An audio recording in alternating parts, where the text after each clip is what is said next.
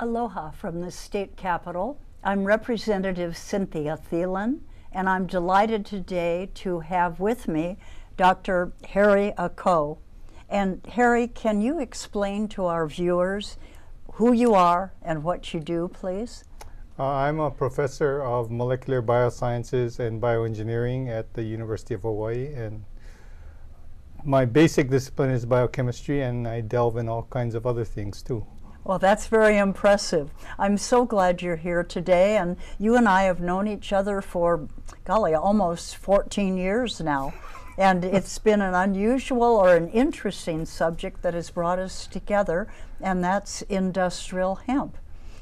Dr. Ako, I really appreciate very much the fact that you have sent in testimony in support of House Bill 154, and I just will tell the viewers House Bill 154 is related to industrial hemp, and what it will do is set up a phytoremediation project, a research project, a 2-year project, and Dr. Ako will be very involved in that project. It also will allow the researchers to look at the possibility of using hemp for biofuels. And if you could just talk a little bit, you sent in testimony in support of House Bill 154, which should be passing over to the Senate by the time people are watching this program and being addressed by the senators. Maybe you could explain a little bit about why you were supporting this measure. Oh, okay. I think that hemp is a really interesting plant for historical reasons, and in spite of the fact that my ancestors came from a different direction, I'm still American, and when I was in England, I thought this felt like home. Okay, and so I think hemp is real interesting, and we've done some work on phytoremediation. It's interesting, doing all the organisms and the chemistry of phytoremediation. So I think this is, in a blue sky sense, really interesting. And we've also done a lot of work. I think we have the biggest bioenergy grant in the United States right now. Interesting. So this would fit right in with that, looking at hemp for bioenergy. If that's what the end product is, it grows really fast, and that's what we're looking for bioenergy. We'll take the cellulose and hydrolyze it to glucose and make ethanol out of it and put the ethanol in jets. Wow. So you'd be using hemp fuel to fly your jets? Yes. Do you know, it's interesting, Dr. Ako, because when Henry Ford made his first cars, they ran on hemp seed oil. And you know, they didn't have gasoline stations in those days. You used to go into the drugstore and get your little can of hemp seed oil or maybe some other vegetable kind of oil and put it in the car's tank, and then off you would go. The other thing that Henry Ford did, he used the hemp, processed hemp for the car parts, and it was incredibly strong. There's a very old copy, or a copy of an old film showing one of the Ford Motor Company employees taking a sledgehammer and hitting on the fender of the car. The fender was made out of hemp composite and no dents. No dents. Wouldn't that be wonderful today?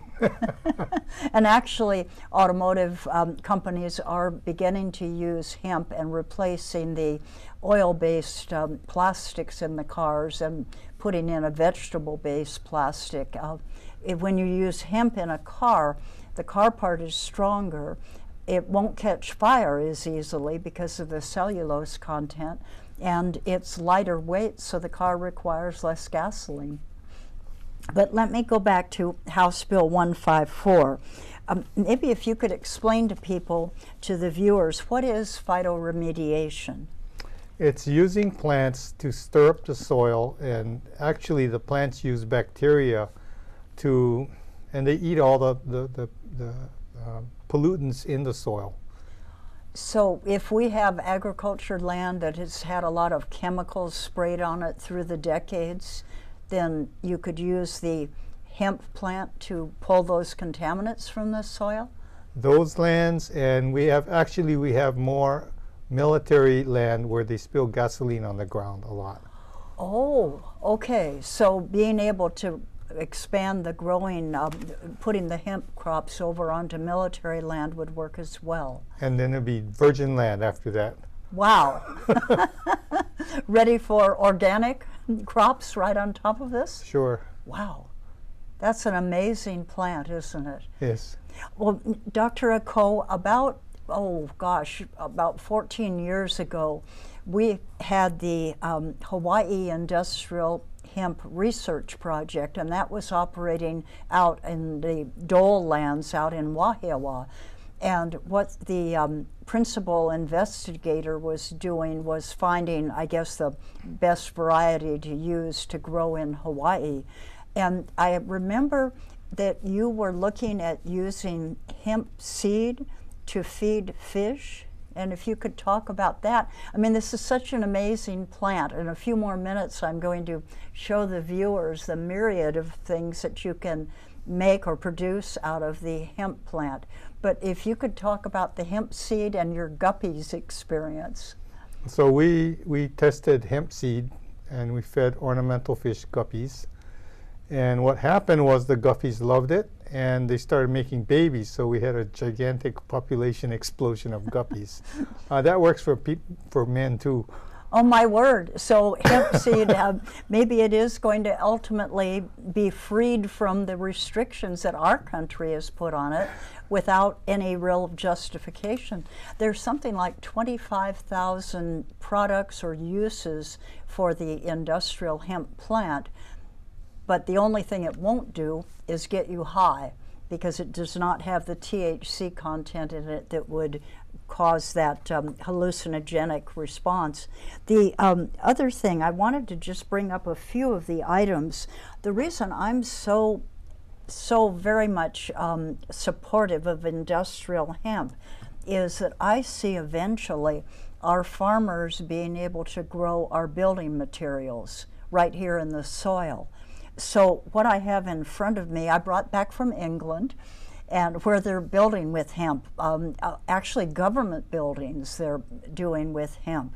They mix the hemp with lime and water and make like a concrete kind of a mixture, and then they make this, they build their walls out of this material.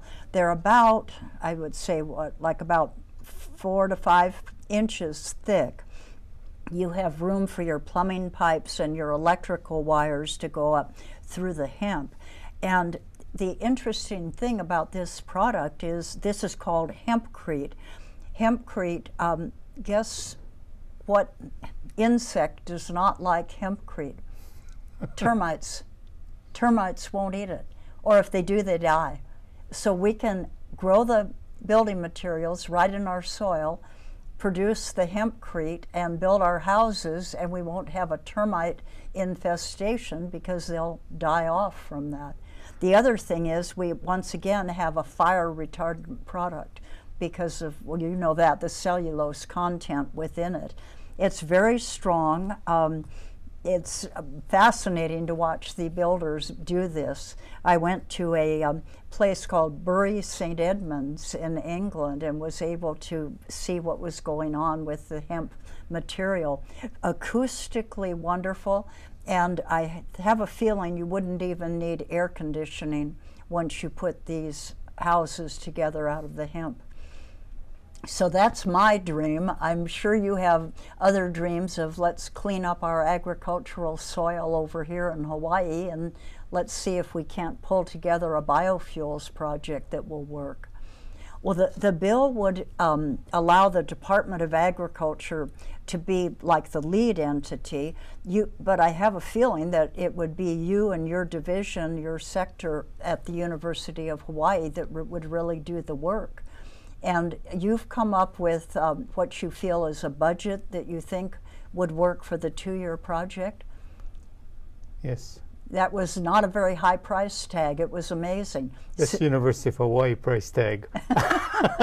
60,000, yeah, University of Hawaii, but 60,000 a year for the 2-year project. I haven't heard figures that low tossed around this building in an age, and that's just wonderful. We're far away from Bachman Hall. And then you would have students working on the phytoremediation and the biofuels? Yes, yes. The phytoremediation would be molecular bioscientists, and the biofuels will be biological engineers.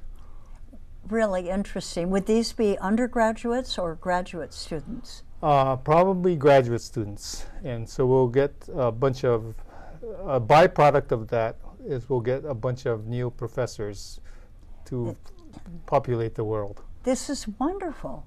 And actually this is a subject that it's not one that's been done and done and done. This is brand new research for them to do.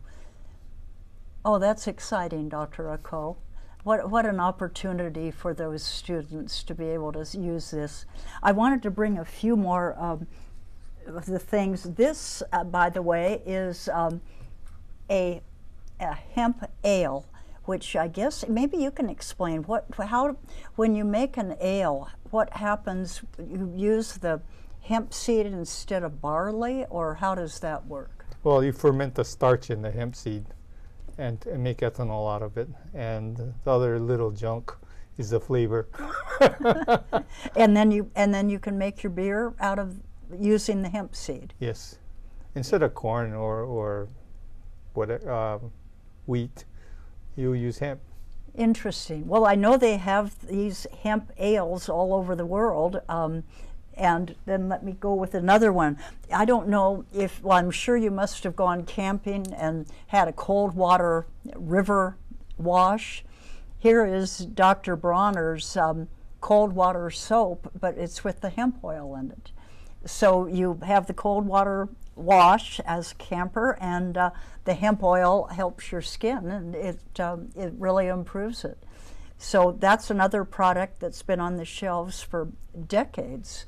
The other thing, I was going through the market the other day, and I came up with hemp chips.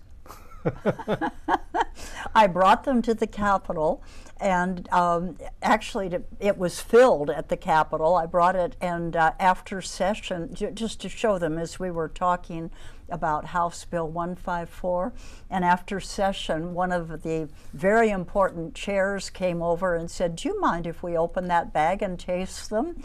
Rip! And we opened it, and this is all that's left, an empty bag. And they loved it. But the big word on the chips, of course, is hemp. And maybe do you know about the nutritional value, or can you make any comments on that about the hemp seed?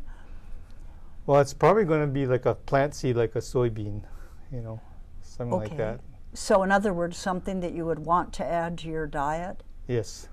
Because I'm finding... It would be very nutritious. Be what? I'm sorry? Very nutritious. Really? Well, I'm finding hemp products now in mainstream markets in Hawaii. I've seen hemp bread, and of course the hemp seed oil. Now the hemp chips, which are delicious, and I'm just trying to think of other things. I think they're actually selling the hemp seeds now to be able to just munch on like a pumpkin seed or whatever. So the other thing I wanted to show the viewers is this is the insulation that is made out of the hemp plant, and some of this is now being used in cars. Other people are using it in building and constructing the building. And then, of course, my favorite, we have, it's not a great design or pattern, but those things are going to improve. But we have hemp carpet, 100% hemp carpet. And the wonderful thing about this is, you know, that the two biggest things I've been told in a landfill that clog up the landfill, carpet, old carpet, and the other is diapers. So they now have hemp diapers, which are much better for your baby's bottom. And then once you have the hemp carpet, this can be actually put into compost. And it's a much better product to have in our homes. It's much healthier for you. So the other thing, Dr. Ako, this was taken a number of years ago when I was thinner. And it shows me standing in a field of industrial hemp in France. And I had been told that we would be able to get like about 3 crops a year of this kind of crop. Does that sound about right to you? Yeah. So that puts us way ahead of, for example, Kentucky, which is moving hard to move ahead with hemp. And that would be wonderful. You know, we can, in fact, our corn industry competes against Iowa because we can grow 3 crops and they can only grow 1. Oh, okay, so the same thing with the hemp. Yeah, and this one too, this oil, we already have marketing channels built by Oils of Aloha. So if you want to use this stuff in cosmetics or personal care, we have the marketing channels all worked out already. Oh, that's wonderful. Then, so for our farmers, this is a really viable crop. Yes.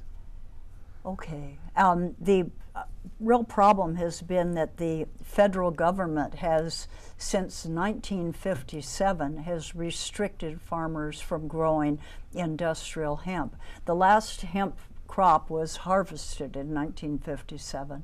And then I guess people went the way of oil-based plastics and trees for paper instead of hemp, and we just sort of lost a very valuable and good crop. So these efforts now to bring it back, do they make sense to you? Yes. In what way? I mean, economic and? I don't know, it's just a neat idea. I've tried to help enough businesses in my career that I realize it's really tough. And I'm not sure how it's going to work. But you know, you just throw some people out there with good ideas and they make things work. Well, that would be great, because we certainly have the products. I mean, we've got the roadmap all set. Yes. And we have the companies can import the hempcrete to do buildings.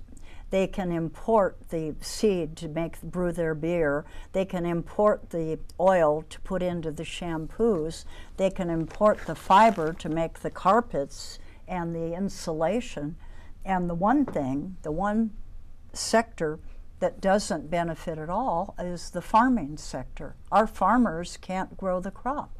So this means Canadian farmers are making large amounts of money because there's such a big demand for this product. And if people have the money to import it from Europe, then the European farmers are making the money. And you look around the world, the only industrialized country in the world that prohibits industrial hemp from being grown is the United States of America. And that is incredibly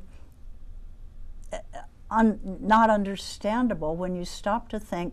Our Declaration of Independence was printed or written on hemp paper, and that's why it's lasted so long. George Washington was a hemp farmer. In the original colonies, the colonists, the farmers, could pay their taxes or levies in hemp instead of currency. So you had a choice. And it was such a mainstay crop for the Mormons when they moved into what now is Utah. They were told to go west and grow 2 crops. One was hemp and the other was flax. And these were essential to their survival. So then all of a sudden in the 1950s, this gets labeled as a drug. It makes no sense. That's why I so appreciate the work you've done in the past in the 1999 project and the work you're going to be able to do under House Bill 154. Yeah, let me just repeat what we got. And in that project, we found it was 5 or 6 times lower than the lowest possible definition of marijuana. You could, you know, I mean, it was just nothing there. Okay, well that's good to know, and I hope some law enforcement are listening to this, because it's been very hard to get them to understand there's a significant difference between the two items. I mean, here you have an industrial hemp field, and anyone that would plant a small marijuana crop down there, it would never get any sunlight and it just wouldn't grow. Yeah. So hemp could actually be called the marijuana stopper, or however you want to term that. And yet I look at hemp as an entrepreneur's dream. Once our farmers begin to grow it and what they'll be able to do with that. I imagine you've thought of some other uses along with the fish feed is something that would be good. And any other things you think of? Those kinds of things, I think I'd rather leave it to the private sector, because they're much more clever than me. Okay. Implementation, that's where my chemistry can come in. I can help them with that. Oh, that would be wonderful. Do you know that I was told, Dr. Ako, two things. One is that the Queen of England's horses sleep on hemp bedding. Oh my. And I guess that's because when you, I mean, it's not the stalks, it's they process it more into something resembling the building material, but so I guess it's because it's absorbent, or what would it do? Any idea? The fiber structure is apparently very, very unique. Okay, okay. So the Queen's horses and anyone else over in England that has access to this product, their animals probably sleep on hemp bedding. And then another thing I was told by now Senator Dianne Feinstein, when she was mayor of San Francisco, she was told by the cable car company that the very core of the clogs, the cable that pulls the cars up and down the hills, the very core of it was hemp rope, because it was so strong. Yes. And it kept the clogs, I guess, from rubbing against each other. So anyone riding the cable cars in San Francisco is pulled up and down the hills by hemp rope. That was one of the early uses of it, and I guess during World War II, when the hemp supply from the Philippines was cut off, the farmers were urged to grow hemp for the war effort. And I believe they were using it then in rope, canvas sort of sleeping bag, the fibers for the sleeping bags, and other uses of that sort. But the biofuels will be a new approach, won't they? Mm-hmm. And can you talk to the viewers a little bit more about what that is and what you're looking at for that? For biofuels, you take these plants that are just weeds. I mean, actually, they grow much faster than weeds. And there's stalks of things like industrial hemp. And so what you do is you get these stalks and you squeeze out the juice, and then you do a treatment to get rid of the lignin, and that makes it stiff. Okay. And at that point, you have cellulose, which we cannot digest, but we've gotten the enzymes from termites, and we produce them at industrial scale. And they digest all that cellulose and make sugar. And the sugar we ferment and turn into ethanol. Okay, okay. Well, as far as the termites go with the building materials, once you put the lime in with the hemp fibers, and then you make it, and water, and make it into the hempcrete, then the termites are saying, no thanks, we're out of here. We don't want this. Yeah. And the lime, I understand, we produce locally. I'm not sure. I don't know. Okay, well, I was told there is a source of lime locally in Hawaii, so that even makes it more sensible to grow the hemp in the ground and then process it with the lime and actually build our building materials.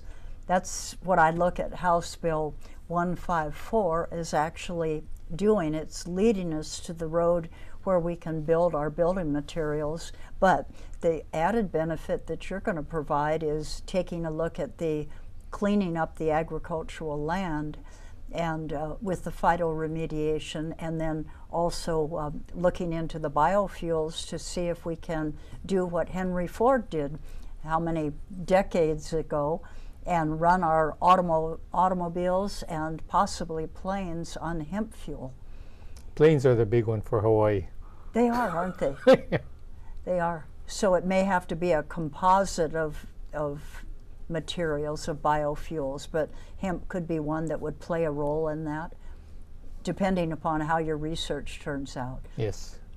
The bill, as it first began, was simply phytoremediation, and then people came to us and said, expand it, because we have this need to move ahead with the biofuels, and let's see if hemp can play a role. Dr. Ako, I thank you so much for being here. Are there any closing comments you want to make? Exciting. This is exciting. Thank you so much, viewers, for watching us from the Capitol. I'm Representative Cynthia Thielen with Dr. Harry Ako from University of Hawaii, and we are talking about industrial hemp. And it is a wonderful crop for Hawaii. It will clean our soils, help us build our buildings, and we can start a myriad of other businesses. Economic development in one plant with 25,000 more uses or products. Aloha from the Capitol.